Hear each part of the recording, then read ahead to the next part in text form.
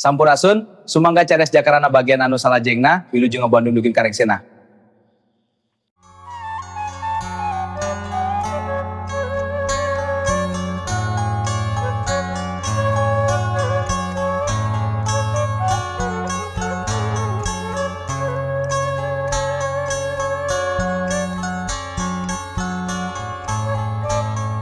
Channel Berkah Segara, channel asli dongeng Mang Dedi. Assalamualaikum warahmatullahi wabarakatuh. Sampurasunun. Wargi Mang Dedi baraya-baraya ki Sunda di mana be ayana. Kumaha dalamang lo. Mudah-mudahan alonya aya dina sehat tur paranjang yuswa yuk urang salidoakeun jeung baraya-baraya ki Sunda di mana ayana. Mudah-mudahan urang sing dilancarkeun sagala urusan, diparekeun rezekina, dipanjangkeun yuswana nya. Atuh nuhun lo kumarupi perhatosanana. Sakumaha nu kantos dipaju dina bagian anu katujuh. Pedaran Mang Dedi kasapih wanci dina mangsana Bah Wadrowi. Tah kitu nya ripuh lin ripuh deui dikeun ka maotna nyanyi mayang oge kitu. Dan hanya aya dua muridna urut muridna Bah Wadrowi kabur dua talanya. Kumaha atuh ketakna Mang Samid sa batur-batur langkung paosna mamangga urang sami-sami Bandungan ku sedayana kada hilap like, subscribe, komen jeung loncengna poe nya.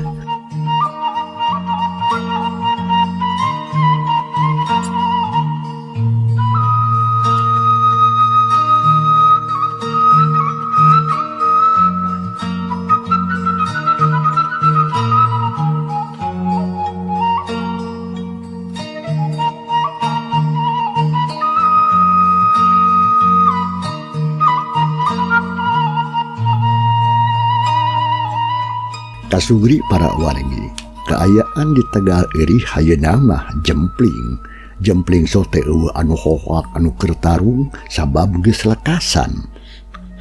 Harita teh korban dua nyatana Nyi Mayang jeung Bah Wadrowi, nyatana mah indung bapak jeung anak. Sadengkeun atuh janga jaka mah harita digendeng we ku Nyi Arum. Bari jeung dibarung rasa bunga muni paguh silih cekel.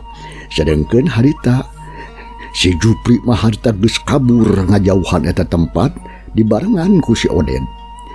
Nampa si Jupri jeung si Oded anu geus salumpatan si Juha jeung baturna oge atuh milu tadina mah. Manehna oge arek lalumpatan tapi edas dina kayaan kitu. Hat jelung Mang Japar luncat terus ngahalangan jalan disusul ku Mang Samid ditembak ku Jang Ajo. Geus ngalugas bedog deui geus sayaga pisan pikeun nyangkalak musuhna anu opatan deui. Tawak kabung euy, cangalak ku sarel hei. Batur, buruk bantuan. Cek Mang Japar kakadang warga masyarakat. Mang Japar kekeluahan mari aba-aba sangkan ngepung anu jadi musuhna. Serong atuh sakabeh urang lembur nyampurkeun deui bari jeung geus sayaga mawa pakarang sawang-sawangan. Terus ngepung si Juha jeung baturna. Atuh puguh we si Juha jeung baturna teh jadi kaweur. Sia bangsat, sok sia lamun si laing hadayang keneh hirup sok geura pasrah sia sarta geura serah bongkokan ka aing. Ya, deulekeun ieu naon ieu? Tah sok sia. Lamun henteu sia kabeh bakal ngalaman nasib nu sarua jeung guru sia. Kitu jeung Mang Japar ngomongna bari jeung ngamang-ngamang bedog. Nempok kitu basi Juha atuh jeung baturna silih reret atuh kaki Japar jeung sakabehna urang lembur anu geus siaga nyarekelan pakarang sawang-sawangan ngan ukur tinggal bak we dipake ngagebugan sesa anu jahat. Nya sok sanajan maranehna teh kabilang tukang gelut jeung arahli dina bela diri. Ahli dina kabur deui nempok kitu mah teu burung hatena peot manehna teh Joha kudu kumari geus kieu euy. Aduh keling aing ge euy urang lawan we tuh nya sabisa-bisa keling. Ngalawan kumaha atuh sia teh Joha keling. Aing maneh tuh tinggal ieu da lobaan kitu maranehna mah urang lemur sidang sari sia. Cek si Asdur ngomong bangun anu hariwang. Alah, ya si Oded jeung si Jupri anu goblok telah kabur ninggalkeun urang. Dasar si Badawa teh teu malire ka babaturan. Si Dodeng manehna ngerasa keul ka si Jupri katut si Oded anu geus indit ninggalkeun maranehna. Sabot keur kitu serong jakarana harita nyampeurkeun. Malahan manangtung hari penuh opatan. Nampok kitu nyapuguh we si Juha jeung baturna hatena beuki seber sarta kawanina oge geus leungit ganti ku rasa kasieun. Sok inggis maranehna oge atuh ngalaman nasib anu sarua jeung guruna nyatana Bah Badrowi nebikeun ka beja di sirahna. Da puguh ari kudu paeh mah maranehna oge acan hayang. Yang Aden, kumaha ayeuna ye naha urang podaran wae maranehna. Mang Japar teu kedah waka urusan lah teu kedah waka rurusuhan maksad teh. Cenah urang taros heula. Nah kumaha cenah ayeuna jawaban maranehna? Beja ka ahli warisna. Oh, nyamanah tuh. Sok taros heula tuh ku Jang Aden ngarinya. Alah, geus atulah. Yang Aden teu kudu jeung perlu ditanya-tanya heula lah. Mangkelu kitu mah mending oge langsung we urang podaran ngarah panggih deui jeung guruna di akhirat. Gitu cek si Ajo ngeunah we ngomongna teh. Jiga nu geus kemas pisan keur mah heueuh deui. Samalah panono oge katempo meuni molotot da puguh. Hati leutikna mah geus gregeteun hayang geura ngapabuk cenah kamaran ka balad-baladna Badrowi teh. Ngadenge kitu pok atuh Mang Sabid harita. Nya, benar. Nang, teu perlu lah. Teu perlu. Tong ditanya-tanya deui. Sabab bedog kuring geus ateul ieu hayang joget cenah dina tarang nasib hideung tuh. Nu ngahina ka kuring kitu ceuk Samid. Nyebut si hideung teh ka si Keling.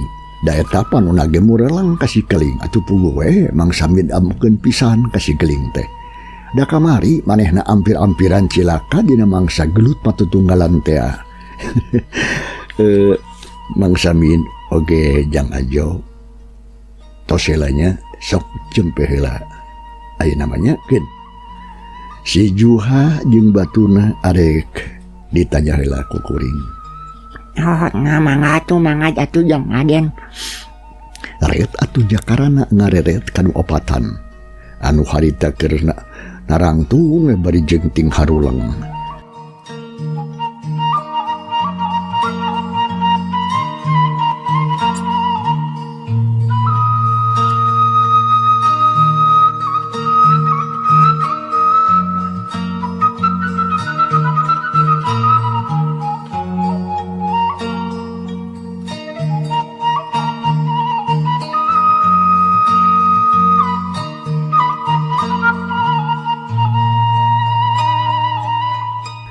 Juha Temongkeun sia teh atuh beungeut salin tunggul wae sih bisa dipalengpeng ku bedog sia. Jo ayeuna bagian kuringnya arek ngomong stok tong pipiluan jijing. Oh maneh mah kusaruana deui nya. Salayana tong bakal ngomong nanaon. Nya kuring ieu perlu ieu. Juha oge Keling Asdur kitu deui maneh Dodeng. Guru maneh anu ngaran Badrowi ayeuna geus paeh. Ayeuna kuring arek tumanya nah hasil lain sakabeh arek nyarahkeun diri atawa keukeuh peuteukeun arek ngalawan. Tah, lamun si lain sakabeh boga niat arek nyerahkeun diri eta tindakan kacida hadena. Naon sababna hade? Sabab tangtu maraneh bakal boga kasempatan pikeun nebus kana sakabeh kalakuan jahat nu geus dilakukeun ku maraneh. Sarta maraneh bakal menang kasempatan pikeun ngomean laku lampah anu saela ieu nincak dina jalan salah. Tah kitu. Sok kadinya geura jawab. Ceuk Jakarana tumanya kalawan tegas bari jeung panon melong ka si Juha jeung batur-baturna nu harita teh keur ngajarantang we bangun anu bingung. Juha, kumaha sok gancang geura jawab. Ngadenge pananya ti Jakarana kitu, si Juha jeung baturna silireret bangun anu silitanya. Tapi acan keneh ngajawab, kaayaan kitu teh nyapuguh we atuh, matak jengkel anu nyaksian. Gorowok atuh harita Mang Odin ngagorowok menikeun katari. Heh bangsat, gancang sia, ngonyok nyungur sia. Aing geus teu sabar yo. Nerek nyerah atau rek ngalawan. Lamun keukeuh peuteukeuh arek ngalawan, urang cacag we ta beungna lah. Busarea rumahan teuing. Ceuk Odin harita teh warga didinya. Nyaritana teh atuh bari jeung ngacung-ngacungkeun bedog ka luhur. Samalah terus atuh diturutan ku nu sejena ting keleuweuh ting Gorowok nyarekan jeung nyeceleh ka si Juha jeung baturna. Nampok kitu nyapuguh we atuh anu opatan teh kalah beuki kaweur. Ayeuna mah maranehna geus teu untupan lamun keukeuh kudu ngalawan. Komo da puguh jelas pisan anu nangtung hareupeunana teh Jakarana anu geus bisa ngalehkeun nu jadi guruna. Nyapok we atuh si Juha harita maksa nyarita. Hayo atuh jawab raka hulang-hulang ti tadi. Meakeun waktu. Kumaha ye? Arek sadar, arek dilepaskeun, hayang dilepaskeun atawa hayang sadar sok. Tapi lamun dilepaskeun mah yang adennya dituturkeun ke budog abdi. Tah kumaha we da masok yo. Juha. Oh, ampun. Jakarana. Kuring ayeuna minta ampun. Heug, kuring opatan. Rek masrahkeun diri sarta moal ngalawan. Kuring sakabeh rek pasrah sarta daek narima kana sagala hukuman nu rek ditibankeun ka kuring opatan. Sarta saeutik oge kuring opatan moal baha. Si Juha akhirna nyokot hiji kaputusan nu kawilang dianggap hade ku maranehna mah. Samalah terus atuh soh ngasongkeun kadua leungeunna sangkan ditalikung harita teh. Nempo paripola si Juha kitu si Asdur si Keling jeung si Dodeng. Tiluanana harita narurutan maranehanana geus saeutik oge atuh geus eueuh niat pikeun ngalawan. Sohor atuh tiluanana sarua ngarasongkeun leungeun ka hareupeun Jakarana. Tah bener memang kudu kitu atuh Juha. Maraneh opatan alus geus daek narima kana caritaan kuring atawa kana omongan kuring. Mang Japar, abdi. Gang Ajo. Abdi. Mang Samid, ale. Sok engalkeun ieu garong-garong teh taralian leungeunanya, tapi kade omat teh kudu disiksa. Nang sababna tuh Jang Aden. Ih Ajo, maranehna geus daek kalawan ridho nyerahkeun diri. Salah teu? Aing. Atuh terame ari kitu mah Jang Aden. Sabab maranehna oge pan kabeh oge pan nyarieun kalakuan jahat ka urang lemur. Piraku atuh kuring teu ngasaan nonyok-nonyok acan mah. Celengkeung teh hartes si Ajo ngomong samalah kituna teh bari jeung hiu. Sia aing ya. Hayo tanggap tengeulan uing. Si Juha ngagorowok samalah terus molotot ka si Ajo panonna teh. Nyapu gue atuh si Ajo teh rada ngarencon aya dipolototan ku Garong mah da sieun adi dibalas ku si Juha mah. Jangan sia teh atuh. Ayo sia teh dicarek ulah disiksa teh kalak teu ngagugu mana mah kumaha sia lamun maranehna ngaramuk. Maneh bisa ngeureukkeun moal. Bisa ngeureunkeun moal sok. Mang Japar harita nyentak ka si Ajo da puguh sok sieun. Lamun si Juha jeung baturna engke kalah jadi amek cenah ari di kitu mah. Atuh dah kesare euy ngah. Sabab do mah bapak uing satilu-tilu tah beak dipareucietan ku maranehna. Ai uing anu ngaritna, anu ngalajukutna jadi tukang marabana jeung tukang ngaritna dasar si kasabalan sia. Si Ajo amokna nyaan. Bari jeung ngapanun ngapurleung ka si Juha jeung baturna. Tos yo atos Kang Jo. Ayeuna mah sok gancang talalian we lah. Ku sadere sok sing pageuh tanya engke urang bawa ka lembur. Jakarana mareparentah deui sangkan gancang cenah naralian eta 4 garong. Ya sok atuh gancangan min yo sok tong kaleked atuh Jon. Hayo sok gancangan talaikung euy. Leungeunna talian ku tamang sing pageuh we mara teu bisa kalabur. Ngasiap lah mang kan urang talian geura jeung beheung-beheung ngasiap. Nah, itu panjang aja.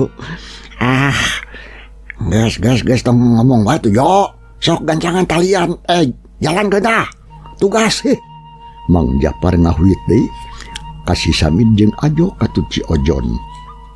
Sangkan nalikung leungeun si Juha cenah jeung baturna ku tambang anu ngahaja geus menang sasadiaan di lembur keneh. Nya atuh geus kitu mah. Teu harese tiluan ngagugu harita keneh atuh nalalikung leungeun si Juha jeung baturna. Samalah dibarantuan ku urang lembur nu sejena nu teu eureun-eureun ngeceuih ngomong silih tempas jeung pada baturna. Nya teu kung selila kaum dangu opatan garong teh harita leungeunna geus ditaralian ka tukang. Samalah awakna oge atuh pada ngarah-rahan. Bedog tambang jeung peso belati dicokotan dirampas ku Mang Japar sarta terus dikumpulkeun.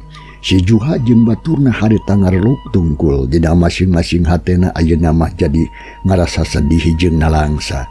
Ras inget kanu jadi guruna anu kiwari geus ajal. Ras inget deui ka Mayang anu salilana sok ngelingan ka maranehna.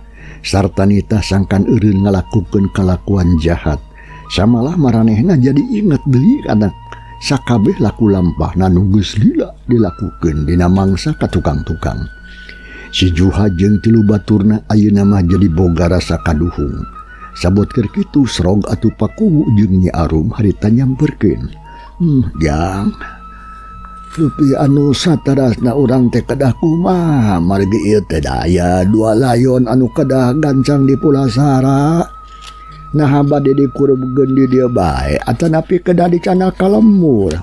Jang Aden ceuk pakubu tumanya kajang Jakarana bari jeung nuduhkeun ka 2 layon anu tadi geus ditarutupan ku urang lembur ku daun sawu. Kieu pakubu numutkeun pangemut abdi mah nya saya nama urang candak bae urang bantun bae ka lembur. Da sok sanaos larebah wadrowi teh jalmi anu jahat nanging apan ayeuna mah tos janten mayit. Nya anu tangtosna oge kawajiban urang kedah mulasara. Sajabina kitu Bapa etang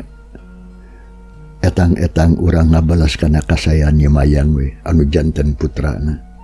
Anu salamina ieu tos ngabantu ka urang sadayana. Leres pisan Kang. Mending oge ieu layon teh urang canak teh atuh ka lembur kasauran Akang Jaka teh leres pisan. Margi apan salami ieu nya Teh Mayang anu sok anu tos haat bebela ka urang sadayana ama. Ayo ama masa 7 pisan. Lamun hidup jeung jaka sarua boga pamikiran nu sarupa kitu. Da memang ari ngurus mayit mah geus jadi kewajiban urang salaku anu hirup. Lajang ayeuna kadah kumaha tuh Pak Kuhu? Kieu Mang Japar. Sok atuh we ya euy ayeuna mah sebagian urang lembur sinagara we nuar kai awi. Terus nyarieun cikrak euy keur ngagotong layon. Ta ari anu sawareh deui tugasna sina ngajaragaan tawanan we. Sabab bisi maranehna kararabur dina mangsa urang keur balangah tah kitu.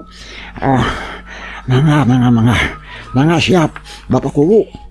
Nya atuh sanggeus kitu mah. Mang Japar mareparentah ka sakabeh urang lembur sangkan digarawe babarengan. Nya atuh saarea oge harita teu hare seprak we ngajalankeun naon rupa anu geus diparentahkeun. Sawareh aya anu nuar awi dekul nyarieun cikrak keur ngagotong layong Mbah Wadrowi jeung layon Nyi Mayang. Ari si Ajo samit jeung si Ojon kitu deui anu sawarehna tugasna ngajaragaan tawanan anu meunang nalikung teh. Sabab bisi maranehna kabur sabot urang cenah urang lembur keur balanga. Ari jakarana jeung Bapak Kuwu kitu deui Nyi Arum. Harita teh atuh nyaraksian bari jeung ngobrol nyawalakeun naon rupa anu deuk dijalankeun saterusna.